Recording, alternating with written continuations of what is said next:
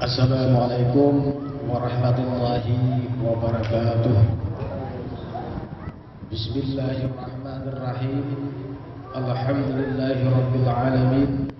Wassalatu wassalamu ala sayyidina Muhammad wa ala alihi wa sahbihi ajma'in. Terima kasih kepada pembawa acara yang telah menyediakan waktu untuk membacakan riwayat ringkas Khalifah Tariqat Junaidi Al-Baghdadi Syekh Kiai Haji Muhammad Qurtubi. Ila Syekhuna Kiai Haji Muhammad Qurtubi Al-Fatihah. A'udzubillahi minasyaitonir rajim. Bismillahirrahmanirrahim. Alhamdulillahi rabbil alamin arrahmanir rahim maliki yaumiddin. Iyyaka na'budu wa iyyaka nasta'in ihdinas siratal mustaqim siratal ladzina an'amta 'alaihim ghairil maghdubi 'alaihim waladdallin. Inilah sekelumit tentang riwayat ringkas Kiai Haji Muhammad Qurtubi bin Khalid. Ibu beliau bernama Naru. Beliau dilahirkan di Panyuran, Kecamatan Ambuntai Selatan, Kabupaten Hulu Sungai Utara. Beliau dilahirkan pada tahun 1927 Masehi. Beliau berumur 10 tahun, tamat belajar Al-Quran, dan beliau mengajarkan Al-Quran kepada teman-temannya. Setelah beliau berumur 12 tahun, beliau belajar ilmu nahu, saraf, dan fikih kepada Tuan Guru Abdul Hamid yang dikenal orang dengan gelar burung putih. Karena kesukaan beliau ini selalu memakai pakaian putih, sampai kepada perahu, jukung, dan pengayuh pun bercat putih. Beliau ini bertempat tinggal di Desa Panyuran, Kecamatan Ambuntai Selatan, daerah Kabupaten Hulu Sungai Utara.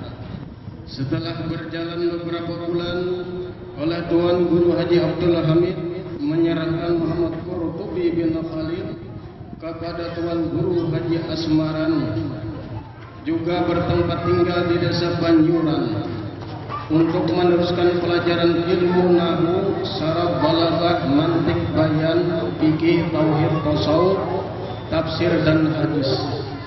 Kemudian Muhammad Qurtubi bin Khalid belajar pula ilmu tauhid dan hadis kepada Guru Jabri yang pada waktu itu menjabat penghulu di Desa Panyuran. Selanjutnya Muhammad Qurtubi bin Khalid belajar ilmu nahu, saraf, fikih, dan tafsir kepada Tuan Guru Haji Mansur di Pasar Selasa, Kecamatan Sepandan Alabiu, daerah Kabupaten Hulu Sungai Utara. Belajar pula Muhammad Qurtubi bin Khalid kepada Tuan Guru Haji Ardi mengenai ilmu tauhid dan tasawuf di Desa Hilir Masjid, Kecamatan Ambuntai Selatan, Kabupaten Hulu Sungai Utara. Selanjutnya Muhammad Qurtubi bin Khalid belajar pula mengenai ilmu tauhid dan tasawuf kepada Tuan Guru Haji Burdan di Desa Hilir Masjid. Sesudah itu Muhammad Qurtubi bin Khalid belajar pula ilmu tauhid dan tasawuf kepada Tuan Guru Haji Husin di Desa Hilir Masjid. Kemudian Muhammad Qurtubi bin Khalid belajar ilmu Thariqat Naqsabandiyah kepada Tuan Guru Haji Jarkasi di Desa Kalayanbi, Banjarmasin. Berijazah tanggal 3 bulan 12 1959 Masehi. Selanjutnya Muhammad Qurtubi bin Khalid belajar pula ilmu Tariqat Imam Junaidi Al-Baghdadi kepada Tuan Guru Haji Kasbul Anwar Firdaus di Desa Banuahanyar, Kecamatan Sepandan Alabiu, daerah Kabupaten Hulu Sungai Utara. Berijazah tanggal 20 Rabiul Awal 1380 Hijriah, tanggal 3 bulan 12 1960 Masehi. Di awal bulan Juni 1975 Masehi atau Jumadil Akhir 1395 Hijrah. Kiai Haji Muhammad Qurtubi bin Khalid mulai melaksanakan mengajarkan ilmu agama Islam, yakni ilmu fikih, ilmu tauhid, ilmu tasawuf sampai kepada ilmu tarekat Junaidi Al-Mu'tabarah sebagai penerus pengganti almarhum Kiai Haji Kasful Anwar Firdaus. Pada tahun 1978 Masehi, Kiai Haji Muhammad Qurtubi bin Khalid berangkat ke tanah suci Mekah, belajar ilmu tasawuf kepada Syekh Haji Abdul Karim selama 7 bulan. Selesai itu beliau melaksanakan ibadah haji, dan selesai haji beliau kembali ke kampung halaman di Desa Cempaka, Kecamatan Amuntai Selatan, Kabupaten Hulu Sungai Utara. Setelah beberapa bulan beliau kembali dari Mekah, mulailah pula beliau mengajarkan ilmu fikih, ilmu tauhid dan ilmu tasawuf, dan sampai kepada ilmu tarekat Junaidiyah. Beliau mengajarkan tarekat Junaidi Al-Baghdadi ini ke Desa Mantaas, Kecamatan Kasarangan, Desa Mahang, Kecamatan Labuhan Amas. Di Desa Mahang disinilah beliau mendapat halangan, hambatan dan rintangan, sehingga beliau diadukan ke Kapolsek setempat oleh orang-orang yang dengki atas kemajuan tarekat dan menganggap itu salah. Beliau ditahan 12 hari atas nama kepolisian yang menahan beliau pada tanggal 8 bulan 1 1981. Walaupun tahanan rumah tempat bapak angkat beliau bernama Bapak Haji Junaid, di waktu itulah murid-murid beliau berdatangan, di antaranya dari Tanjung, Kalua, Amuntai, Alabiu, Barabai, Banjarmasin dan lain-lain. Sehingga di waktu itu perjalanan beliau makin meluas ke Awang Semanggi, Kecamatan Gerayang, yang masing-masing dalam daerah tingkat 2 Hulu Sungai Tengah Barabai. Selanjutnya beliau mengajarkan pula ke daerah tingkat 2 Tanjung, yaitu di Desa Wayan, Desa Tabing Siring, Kecamatan Tanjung, dan Desa Karimpun, Kecamatan Tantak.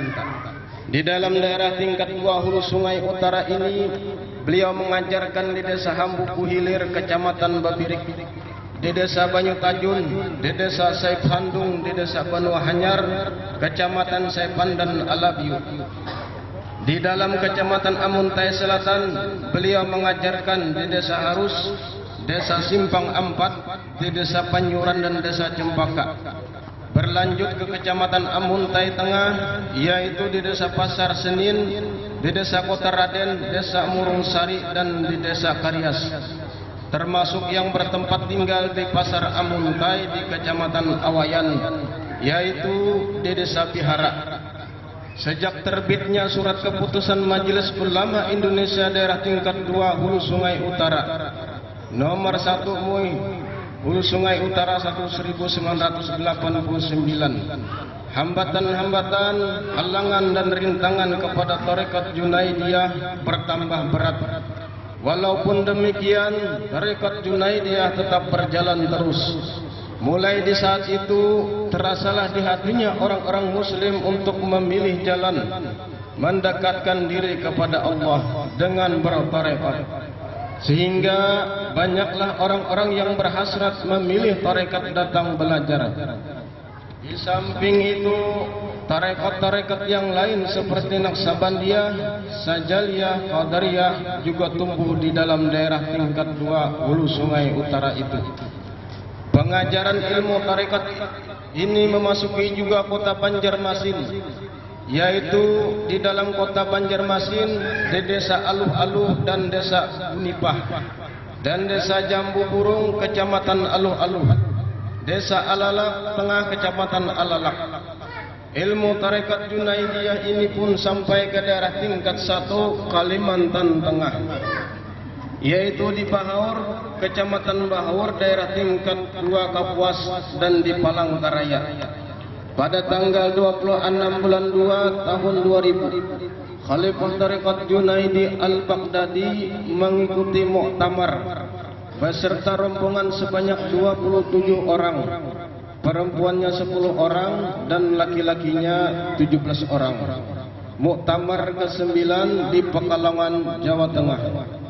Dan ternyata hasil muktamar yang menggembirakan tidak diduga oleh beliau dan tidak disangka-sangka, bahwa beliau diangkat sebagai mustafad senior sesepuh tarekat di Jam'iyah Ahli Tarekah Al-Mu'tabarah An-Nahdiyah. Ada 9 orang, beliaulah yang nomor 9. Pada tanggal 3 bulan 6 2001 Masehi, beliau menerima SK dari hasil muktamar dari Jakarta yang isinya menyatakan bahwa tarekat Junaidi Al-Baghdadi Mu'tabarah dengan nomor urut ke-45. Setelah hasil muktamar sudah diterima beliau, berangkatlah beserta rombongan untuk mendatangi perwakilan-perwakilan yang berada di Kalimantan Selatan di tempat Haji Mahran Yasin tanggal 17 bulan 6 2001 dan menyerahkan buku hasil muktamar agar supaya orang-orang yang mengatakan bahwa tarekat Junaidi itu salah tidak ada lagi. Dan di antara perkataan beliau, 1, kalian semua saya angkat dan saya bawa berhadap ke hadirat Allah dan Rasul. 2, kalian semua saya berpesan agar jangan sampai ada yang zalim menzalimi. 3, kalian semua adalah satu diri, hendaknya bersama-sama mengangkat martabat insan yang hakiki. 4, kalian semua sebagai pagar yang bisa membentengi diri. Dan selaku pola pikiran beliau selalu berpendirian tegak dalam ilmu amal, berani dan bertanggung jawab, mengalah dan demi untuk memenangkan perjuangan, sabar tapi tahan uji, wajah sampai ke puting, di mana pacah di situ tembungkarnya. Beliau selalu tawadhu terhadap siapa saja. Selalu beliau memelihara kebaikan yang sudah ada. Keramat beliau antara lain, 1, dapat membangun masjid yang sekian lama tidak bisa dibangun karena dalam pertentangan 2 buah desa. Dalam jangka 3 bulan masjid itu dibangun. 2, terlepas bebasnya beliau dari gerombolan musuh yang ingin membunuh. 3, melepaskan dari pertumpahan darah antara satu kelompok kepada kelompok lain, sehingga penyerangan tidak bisa masuk karena terlihat oleh mereka pagar yang tinggi.